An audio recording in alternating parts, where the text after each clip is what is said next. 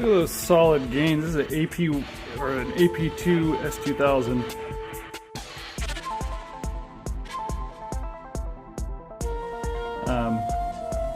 This is with the Haltech Platinum Sport plug-in. It's basically a plug-in ECU that literally plugs right in. Took me about 10 minutes to install it, about 25 minutes to make a cool bracket to hold it in place.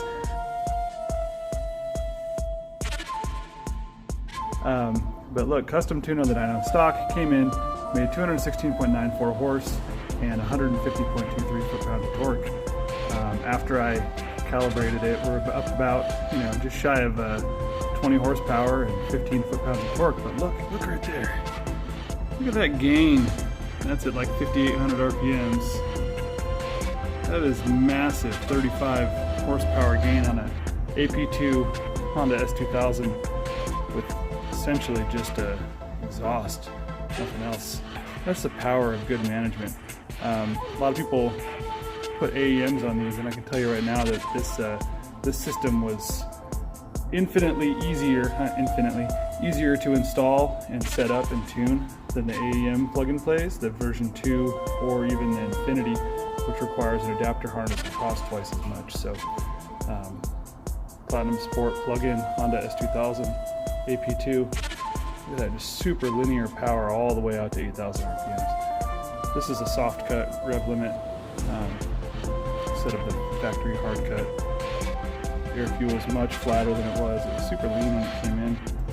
See that right there? It was 14.45 at 6,500 RPMs. We're still a little leaner than I'd like, but the fuel system is pretty close to maxed out. It's crazy. Anyway, there you go. Not sure what old Smokey's been smoking, but he's looking a little funky. As I mentioned, it's Haltech Day around here. Had this Impreza, came in a couple weeks ago, running a Hydra ECU, and it ran awful, started awful. I don't actually know what was wrong with it. Spent a little time trying to sort it out and figure out why it was just in such bad shape. Figured it was something in the wiring harness. As we were wiggling around and back probing, things started working and stopped working, and this is Paul Eklund's old car, PREracing school. This car now has a new owner, and I'm going to show you.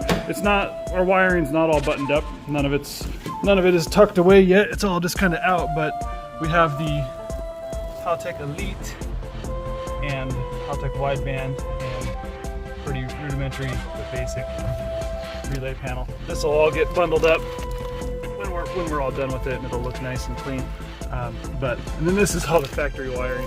And this is what I was talking about. This is just like open connections and butt splices and just all kinds of stuff going on. So yeah, it runs great now. Starts up pretty much instantly. Fires right up. See that? No gas required. Again, engine bay harness needs to get tucked away, and then there's all the old wiring we got to pull out. So we still got a little ways to go on it. But being not complete yet on the dyno, we're already well over 200 horsepower to the wheels. My guess is we'll be probably pretty close to 235 to 240 even when all is said and done, which is pretty quick for one of these little Imprezas. This is a Brighton two-door coupe. So anyway, Haltech killing the day. 2 Haltech cars, one day, getting them both done. That's awesome.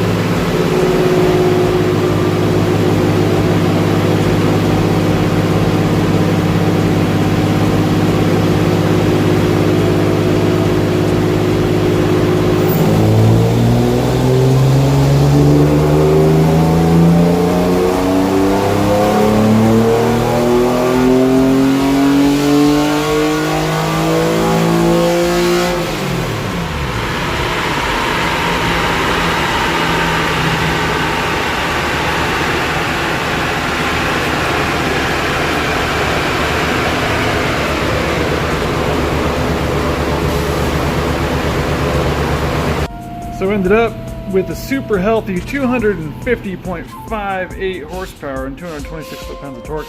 Air fuel is good and conservative because this car is going to be out in the dirt ripping around, and we'd prefer the engine stays in it. It's a little smoky. It's been smoky since it got delivered to us, specifically on decel. It could be a valve seal issue. Car was sitting for a very long time. But yeah, it doesn't seem to be hurt. It's definitely making good power, so I think the customer's just gonna run it until finally it lets go, and then it's gonna put a new freshened up motor in there. So anyway, it's pretty cool way to do little reliable swap on one of these Subarus. Yeah, you can make this power easily on a WRX engine and WRX swap, but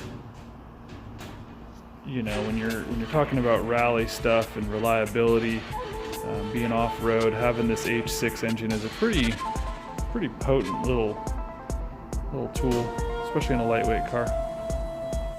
It's a pachinko machine. My dad had one of these when we were a kid. It did not work, but this one, I don't know if it works or not. Put it up. It looks like it's all intact. It's super duper awesome. I almost want to buy this thing. Almost. But it probably doesn't work. And just like the last one, it would end up years and years not working. Tuning some Z today. ITBs. Big tire. Funny looking rear tires. I put street tires on it for the dyno, so they don't. A little extra flair there. Look at these doors. This is your door handle here. Pin it to win it. Yeah, buddy, it's gonna be fun. More sick features of this fuel tech. It powers up with just USB. It's one of the things I've always hated about a lot of other EMSs is you have to have them all the way wired in order to power them up and find out if they work. Looking a little tidier. Got some of the wires cleaned up.